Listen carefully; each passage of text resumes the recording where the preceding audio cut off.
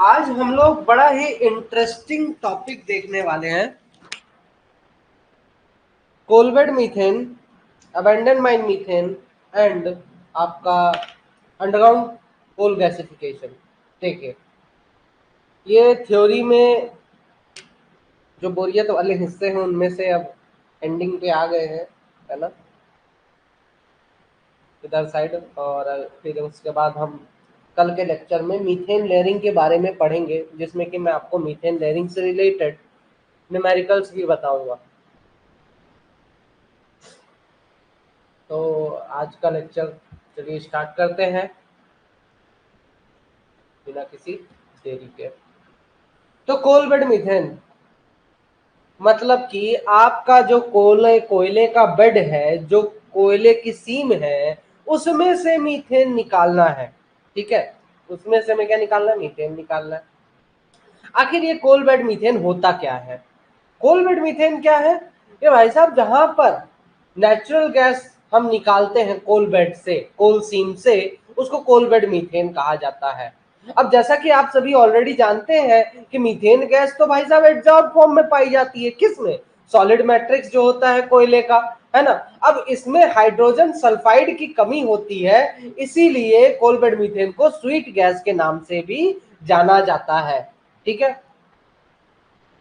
अब underground coal mines में हम कोलबेड मीथेन मतलब कि मीथेन गैस निकालने की सबसे ज्यादा कोशिश सिर्फ और सिर्फ इसलिए करते हैं क्योंकि सेफ्टी से रिलेटेड बहुत दिक्कत जाती है इसमें, है ना।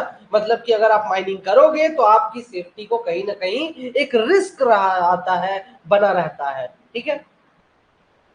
अब मीथेन बनता कब है? ये आपका कोयले के साथ ही बनता है, और जहां जहां पर भी छोटा मोटा गैप है, छोटा सा छेद है, फिशर्स है, क्लीट्स है, उन जगहों पे ये अपना चुपचाप बैठा रहता है। ठीक है। अब जैसे ही आप कोयले को निकालते हो, कोयले को निकालते हो, सॉलिड मैट्रिक्स मतलब कि आपका एक दूसरे से जो कोयले के पोर्स जुड़े हुए रहते हैं, उसमें एड्सॉर्ब फॉर्म में, पोर्स में एड्सॉर्ब फॉर्म में पाया जाता है ना। हाँ, तो आपका कोयले के साथ ही जब आप कोयले का एक्सट्रैक्शन करते हो तब आपका मीथेन गैस भी इसी के साथ निकलता है। ठीक है।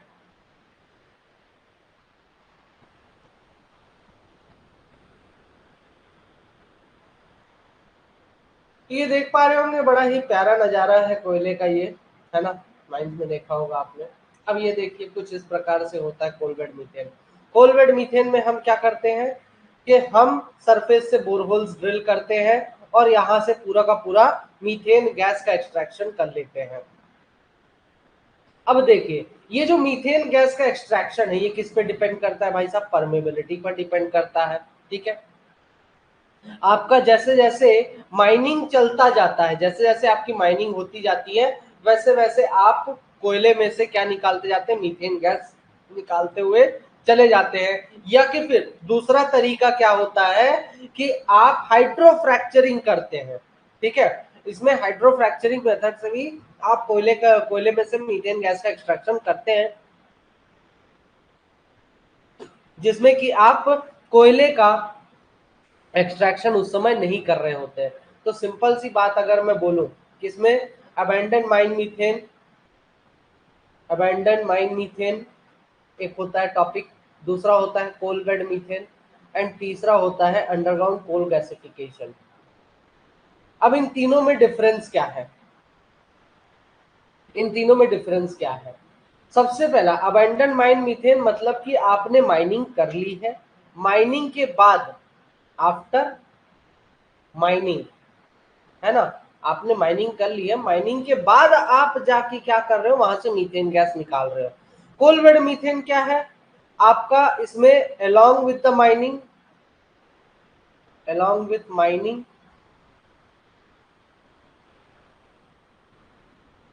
और बिफोर माइनिंग, या फिर माइनिंग करने के पहले, दोनों ही केसेस में आपका को अगर मीथेन गैस निकालते हो तो वो क्या कहलाता है? आपका कोलबेड मीथेन कहलाता है। एक होता है अंडरग्राउंड कोल गैसिफिकेशन, मतलब कि कोयले को बिलो ग्राउंड में ही बिलो ग्राउंड में ही कोयले को गैस में कन्वर्ट कर देना, या जो मीथेन गैस है उसको जला देना, और उसकी मदद से हाईली प्रेशराइज्ड गैस का जनरेशन करना। ठीक है, तो आपका कोल बेड में बिफोर माइनिंग ही होता है ये, बिफोर माइनिंग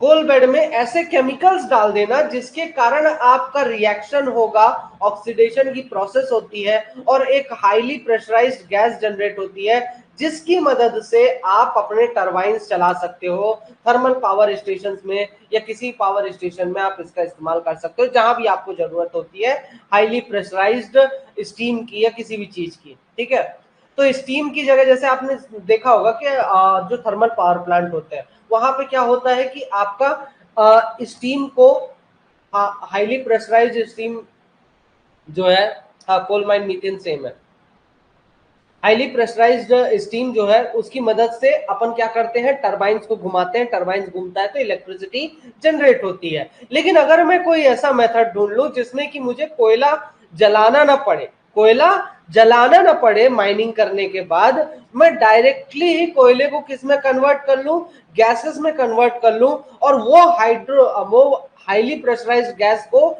डायरेक्टली मैं कहां पे यूज कर लूं, पावर प्लांट्स में टरबाइन को घुमाने के लिए यूज कर लूं। ये कैसा आइडिया रहेगा, मस्त आइडिया है ना। तो चलो फिर इसी के बारे में देखते हैं कि कैसे करते हैं ये चीजें। देखिए, तो तीनों में डिफरेंस, आप इतना सा बस डिफरेंस है और इस डिफरेंस को जरूर याद रखिएगा। ठीक है, अब कोल बेड मीथेन बेसिकली आपका कोयले में एडजॉर्ब फॉर्म में, बार बार यही चीज बोलेगा पूरे कोल बेड मीथेन टॉपिक में। ठीक है, मीथेन एक्सट्रैक्शन टॉपिक में बार बार यही चीज आएगा कि आपका एडजॉर्ब फॉर्म में होता है, पोर्स में पाया जाता है। ठीक है, तो ये सारी चीजें आपका बार बार आता है इसमें। अब देखिए, आपका जब भी मीथेन गैस आप एक्सट्रैक्ट करते हो, इसके साथ साथ और भी बहुत सारे हाइड्रोकार्बन होते हैं, लेकिन बहुत ही कम मात्रा में होते हैं, जैसे कि प्रोपेन हो गया, बीटेन ब्यूटेन हो गया। ठीक है, ये सारी चीजें भी, अदर हाइड्रोकार्बन भी इसके साथ पाए जाते हैं। अब हमें कोल बेड मीथेन करने की जरूरत क्या है। देखिए, अगर कोलसीन मीथेन पाया गया तो उसे हम बोलते हैं कोल बेड मीथेन। अब मीथेन एमिशन जो होता है अंडरग्राउंड माइनिंग करते समय, ये आपके सेफ्टी को बहुत बड़ा नुकसान पहुंचा सकता है। ठीक है, जब से अंडरग्राउंड माइनिंग स्टार्ट हुई है तो ज्यादा से ज्यादा जो आपका एक्सीडेंट्स होते हैं इसी कारण होते हैं। दूसरा चीज कि मीथेन आपका एक क्लीन फ्यूल है, मीथेन एक क्लीन फ्यूल है जिसका इस्तेमाल अगर आप अपने घरों में करोगे तो ज्यादा बेटर होगा। ठीक है, उसके बाद मीथेन के पास जो वार्मिंग कैपेसिटी, जो वार्मिंग के पोटेंशियल है, कार्बन डाइऑक्साइड के मुकाबले ज्यादा होता है वार्मिंग पोटेंशियल। ठीक है, इसलिए ग्लोबल वार्मिंग करने में भी थोड़ा बहुत इसका हाथ अधिक रहता है। दूसरा, कोयला ऐसा सोर्स है जो कि आपका मीथेन गैस का सबसे बड़ा सोर्स क्या है, कोयला होता है। सीबीएम ये एक अनकन्वेंशनल गैस रिसोर्स है, मतलब कि आज तक इसको यूज नहीं किया जा रहा था, पारंपरिक नहीं है, यूज नहीं कर रहे थे इसे। आज के हिसाब से नई टेक्नोलॉजी जैसे जैसे हमारे पास आती जा रही है उसके हिसाब से हम इसका इस्तेमाल आज के टाइम में करने लगे हैं। और सबसे बड़ी बात तो आपका इसकी डिमांड जो है मार्केट में धीरे धीरे बढ़ती चली जा रही है, इसलिए कोल बेड मीथेन करने की जरूरत होती है हमें। अब कोल बेड मीथेन की कैरेक्टरिस्टिक्स क्या होते हैं, देखिए पोरोसिटी पे, मतलब कि कोल बेड मीथेन अगर आपको निकालना है तो ये किस चीज पर डिपेंड करता है, सबसे पहला तो पोरोसिटी। अब आपका जितना ज्यादा पोरस कोल होगा मीथेन गैस उसमें इतना ही ज्यादा पाया जाता है। फ्रैक्चर परमेबिलिटी, फ्रैक्चर परमेबिलिटी मतलब कि अगर आपका कोयला कैसा है, परमिएबल है। परमिएबल मतलब कि चीजों को, फ्लूइड को आसानी से फ्लो करने देता है। तो अगर आपका परमिएबल कोयला है, ज्यादा परमेबिलिटी है, तो उस केस में मीथेन गैस इजिली फ्लो कर सकती है। ठीक है भाई साहब, देखो सिंपल सी बात है, फ्लो का जरूरी होना क्यों है, क्योंकि अगर मीथेन गैस है इस कोल सीन में, इस कोल सीन में मीथेन गैस अगर है और मीथेन गैस इजिली फ्लो कर सकती है तो मेरे इस बोरहोल तक इजिली पहुंच भी जाएगी। अगर परमिबिलिटी नहीं होगा तो नहीं पहुंचेगा, इसलिए परमिएबल होना बहुत ज्यादा जरूरी है।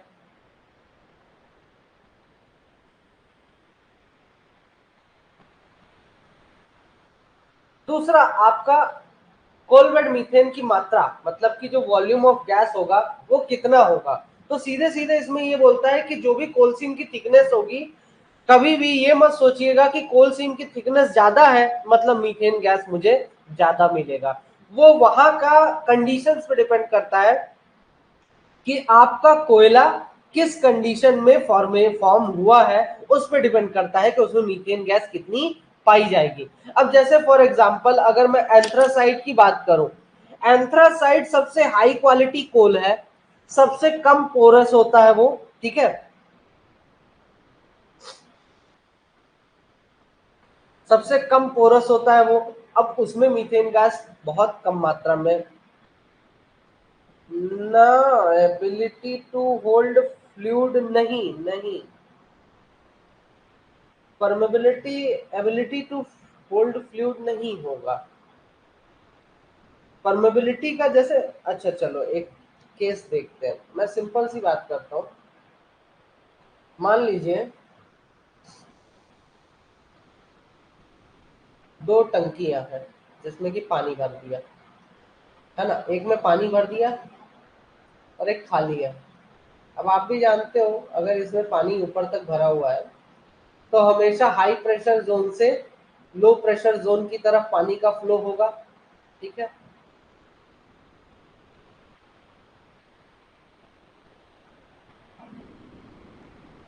ठीक है, अब अगर मैं यहाँ पे बीच में पाइप से, जिस पाइप से मैंने कनेक्ट किया है, बीच में अगर मैं क्या लगा दूं, कपड़ा लगा दूं, ठीक है, एक, तो क्या होगा, पानी फ्लो करेगा तो उस केस में भी बिल्कुल करेगा।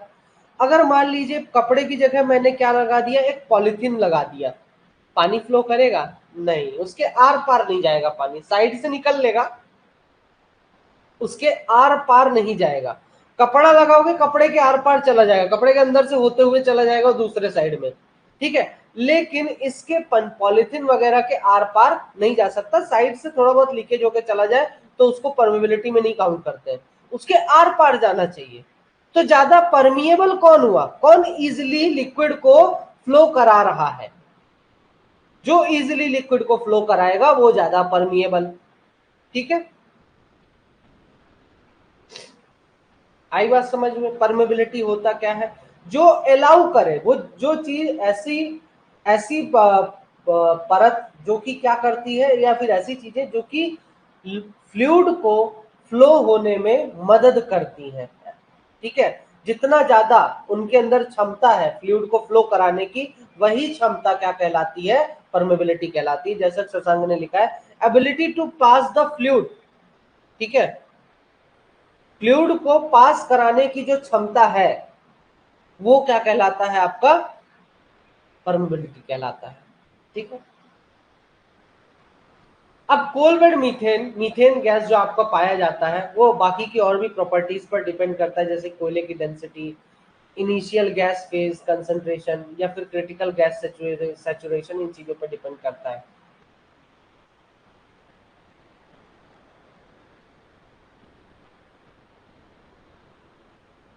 ठीक है।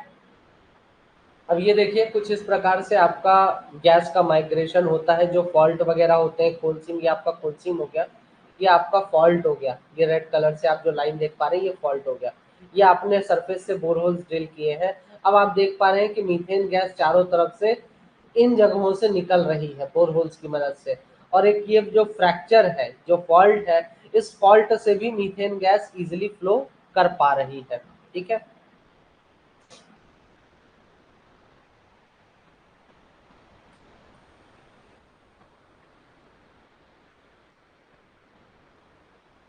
इसमें आपका बोलता है कि जो कोयल, जो मीथेन गैस आप निकालना चाह रहे हो, तो मतलब कि आपका कोल बेड मीथेन की कैरेक्टरिस्टिक्स बता रहा है कि वहां पर मीथेन गैस अगर कहीं से निकालना चाह रहे हैं तो वो मीथेन गैस कितना होगा, ठीक है।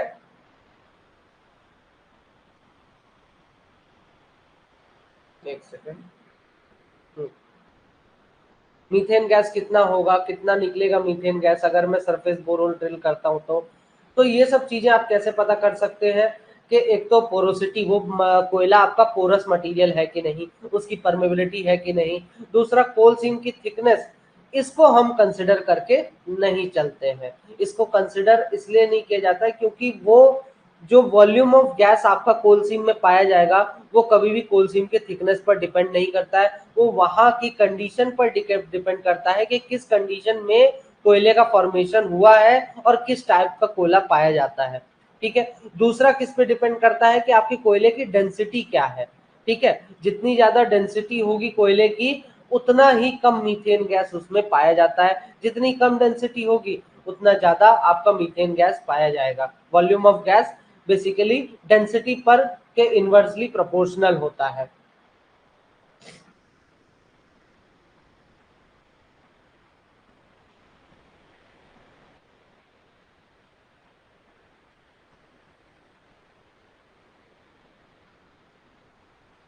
गैस प्रोडक्शन, अब देखिए हम क्या करते हैं, गैस का प्रोडक्शन करना है, मतलब मुझे मीथेन गैस को निकालना है। ठीक है, तो मीथेन गैस निकालने के लिए मैं क्या करता हूं, एक प्रेशर लोवरिंग प्रोसेस करता हूं। प्रेशर लोवरिंग प्रोसेस मतलब जैसा कि मैंने आपको पहले ही बताया है कि मीथेन गैस, अरे यार दीपक जी, क्या भाई, मीथेन गैस आपका चारों तरफ से कोयले में क्यों चिपका रहता है, क्योंकि चारों तरफ से पानी का प्रेशर है। अब अगर उस पानी के प्रेशर को घटा दो, मतलब कि आप प्रेशर को कम कर दोगे, तो मीथेन गैस इधर उधर निकल के चल देगी। ठीक है, अब आपका मीथेन गैस का जो कोल बेड में से जो मीथेन गैस का प्रोडक्शन है, रेट ऑफ प्रोडक्शन जो है मीथेन गैस का, वो क्या होता है, धीरे धीरे बढ़ने लगता है और फिर उसके बाद धीरे धीरे घटने लगेगा। ठीक है, वो तो मैंने कल आपको एक ग्राफ की मदद से भी समझाया था कि किस प्रकार से स्टार्टिंग में जब हम बोरहोल ड्रिल करते हैं तो सबसे ज्यादा गैस का प्रोडक्शन होता है, फिर गैस का प्रोडक्शन घटने लगता है, फिर उसके बाद हम क्या करते हैं, हम जैसे ही डीवाटरिंग करते हैं, मतलब कि पानी निकालते हैं, मतलब कि प्रेशर कम करने लगते हैं, तो उस केस में गैस का प्रोडक्शन मेरा बढ़ने लगेगा और एक समय के बाद फिर क्या होगा, मेरे गैस का प्रोडक्शन घटते घटते घटते घटते जीरो हो जाता है। ठीक है, गैस कंटेंट, अब आपका कोयले में गैस का कंटेंट जो है तो कितना है। ठीक है, तो gas adsorbed on coal can not be detected on geophysical logs. देखिए अब आपका जो कोयले में गैस एड्सॉर्ब फॉर्म में जो पाया जाता है, ठीक है, कोयले में गैस जो एड्सॉर्ब फॉर्म में पाया जाता है, वो कभी भी आप जो कन्वेंशनल रिजर्वोयर मेथड है, लॉग्स वगैरह है, लॉग्स वगैरह क्या हो जाता है, जो आपका पुराना डाटा है कि मीथेन गैस यहाँ से इतनी निकल रही थी, हम जब माइनिंग कर रहे थे तो यहाँ पे इतनी मीथेन गैस पाई जा सकती है, इस जगह पे इस कोयले में इतनी मीथेन गैस हो सकती है। तो ये कभी भी आपके कन्वेंशनल रिजर्वोयर, ये जो पुराने रिजर्वोयर के आपके पास रिकॉर्ड है, उनकी मदद से आप कभी भी डिसाइड नहीं कर सकते हो कि गैस की क्वांटिटी कितनी होगी किसी भी जगह पर। ठीक है, तो गैस की क्वांटिटी आप कैसे निकालेंगे, आप गैस की क्वांटिटी निकालते हैं कोरिंग डाटा की मदद से, मतलब कि कोर निकालो कोयले का, उसके बेसिस पे आप क्या पता कर सकते हो कि गैस का कितना वॉल्यूम होगा। ठीक है, जैसे जैसे डेप्थ बढ़ता है, दूसरा आपका जो गैस का कंटेंट है कोयले में वो डेप्थ के साथ बढ़ता जाता है। ठीक है, उसके बाद वाटर प्रोडक्शन,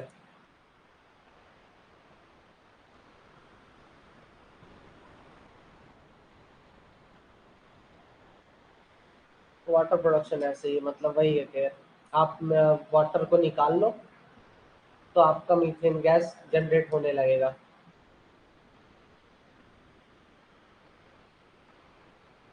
अब रॉक की प्रॉपर्टी, जो पुराने आपके ऑयल्स हैं या गैस फॉर्मेशंस होते हैं इनऑर्गेनिक मटेरियल्स, जैसा कि आपका इनऑर्गेनिक मटेरियल से क्या बनता है, ऑयल या फिर गैस का फॉर्मेशन होता है, और जो कोल बेड मीथेन का फॉर्मेशन होता है उसमें आपका organic, sorry, coalbed methane organic material से बनता है। ठीक है, अब दिस फॉर्मेशन में contain about 10 to 30% inorganic S. Inorganic content मतलब क्या हो जाता है कि जो आपका यूजफुल नहीं है, मतलब कि इन द सेंस कह सकता हूं कि जो आपका वेस्ट मटेरियल है जो कोयले में पाया जाता है, जो ऐश के फॉर्म में आपको मिलता है, वो इनऑर्गेनिक मटेरियल हो जाता है आपका। ठीक है। दूसरा आपका तो रॉक की प्रॉपर्टी पर भी डिपेंड करता है कि आपका वहां पर मीथेन गैस कितना होगा।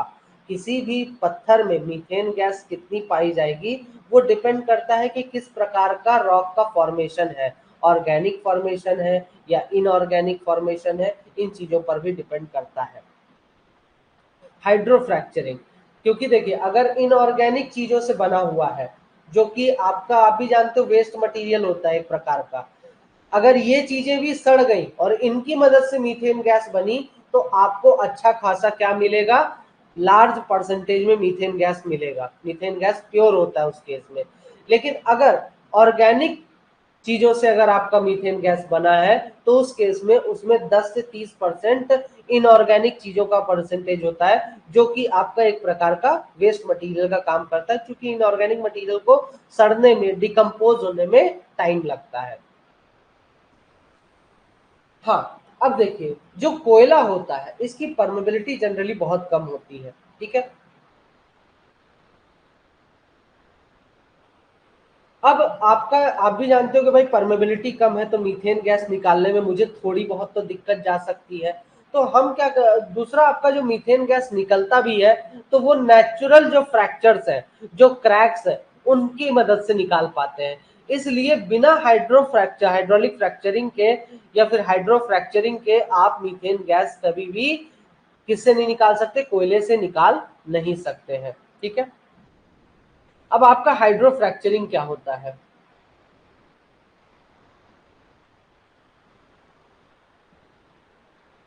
ये देखिए, ये कुछ इस प्रकार का होता है हाइड्रोफ्रैक्चरिंग।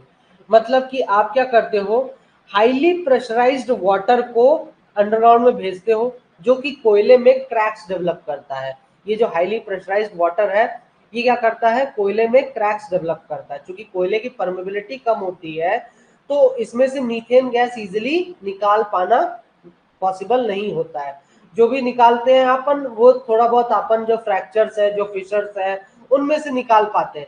अगर मैं बात करूं कोयले का, पर्टिकुलरली के कोयले के पोर्स में से निकाल लो तो वो थोड़ा इम्पॉसिबल काम होता है। तो इसलिए हम क्या करते हैं कि कोयले को अंडरग्राउंड में ही तोड़ दो, कोयले को अंडरग्राउंड में क्या कर दो, सीधे तोड़ दो। तो उससे क्या होगा कि जैसे ही उसमें से क्रैक्स डेवलप होंगे तो मीथेन गैस चारों तरफ से इजिली फ्लो होके बाहर आना स्टार्ट हो जाता है।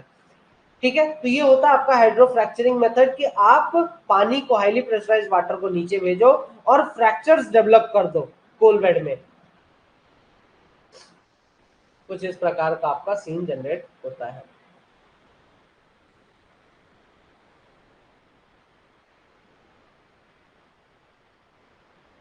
हाँ, परमेबिलिटी को इंक्रीज करने के लिए हम क्या करते हैं, हाइड्रोफ्रैक्चरिंग करते हैं, मतलब फ्रैक्चर्स डेवलप करते हैं।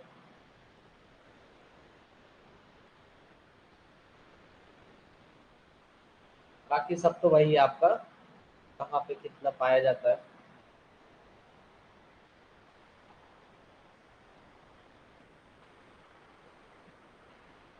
मतलब कोयला इजीली फ्लूइड को फ्लो नहीं होने देता, मतलब उसमें जो गैस, मीथेन गैस है, ठीक है, जो उसमें मीथेन गैस है वो बेसिकली आपका मीथेन गैस को बाहर आने ही नहीं देता है, पोर्स में से मीथेन गैस को निकलने ही नहीं देता है। इसलिए हमें हाइड्रोफ्रैक्चरिंग करना पड़ता है। इसीलिए उसकी परमेबिलिटी कम बोल रहा हूँ कि वो मीथेन गैस को निकलने ही नहीं देगा पोर्स में से।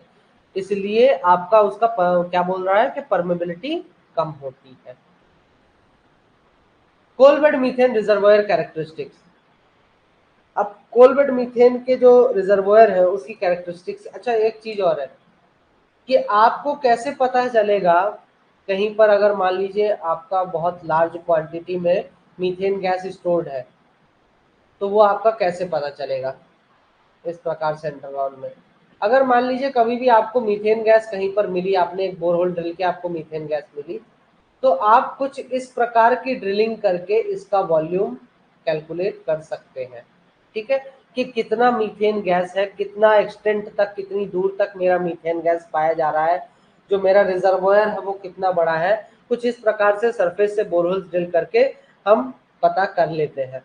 अच्छा, अब ये बताइए कि ये जो आप एक्सप्लोरेशन का काम कर रहे हो, मतलब कि आप पता कर रहे हो कि मीथेन गैस कितनी क्वांटिटी में है, उसके लिए ये सरफेस से बोरहोल्स ड्रिल कर रहे हो। अब इन सरफेस से ये जो बोरहोल्स ड्रिल कर रहे हो, इनको क्या कहा जाता है, किस नाम से जाना जाता है, बताएं।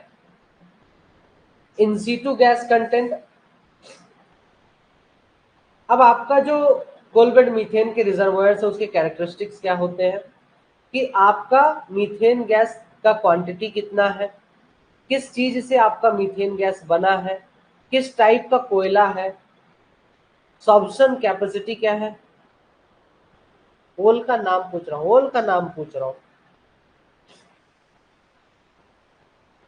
किस नाम से बुलाया जाता है इन होल्स को, कि कौन से होल ड्रिल कर रहे हैं हम यहाँ पे।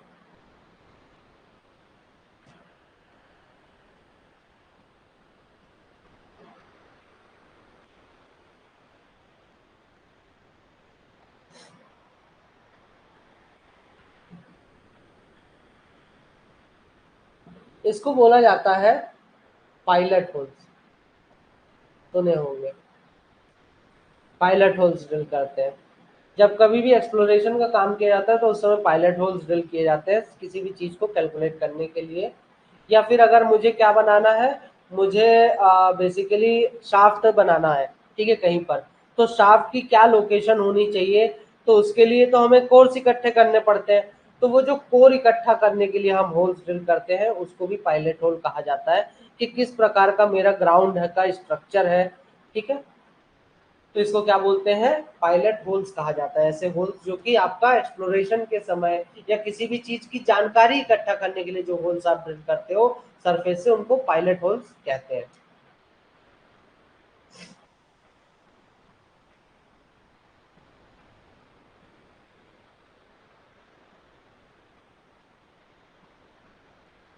और बाकी चीज उतना ज्यादा इंपॉर्टेंट नहीं है, मेन ये है अभी आपका कि आप जो मीथेन गैस है कोल बेड में से किस प्रकार से निकालेंगे।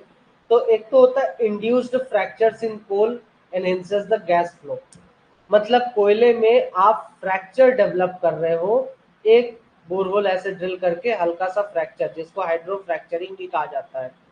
दूसरा अपन क्या करते हैं कि जैसा कि कल मैंने बताया था कि लॉन्ग वॉल माइनिंग में हम क्या करते हैं, जो वॉइड क्रिएट होता है, ठीक है।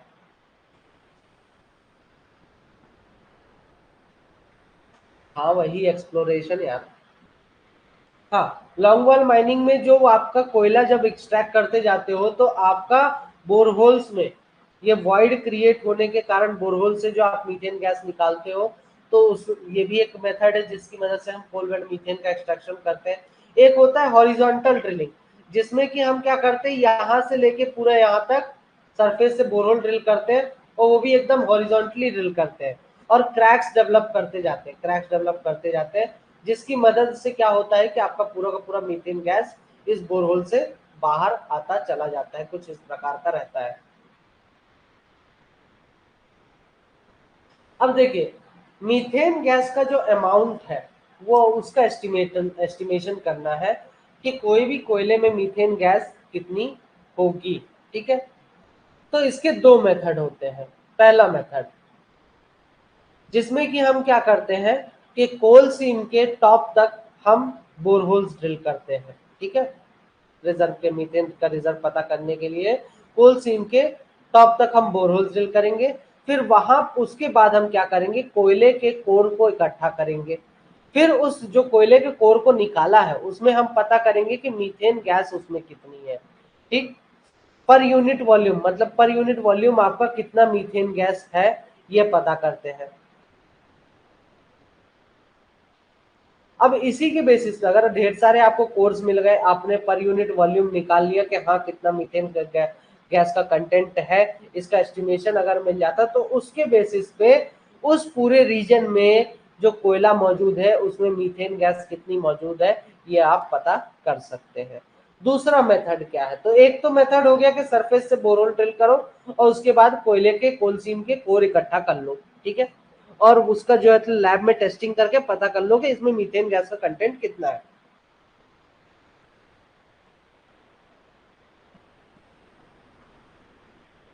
दूसरा मेथड ये होता है कि आपका जो एक पर्टिकुलर रीजन में जो भी कोयला पाया जा रहा है उसका एक इंफॉर्मेशन इकट्ठा करना कि यहाँ पे इस पर्टिकुलर रीजन के कोयले में अभी तक इतना मीथेन गैस पाया जा चुका है, इस प्रकार से मीथेन गैस का एमिशन होता था।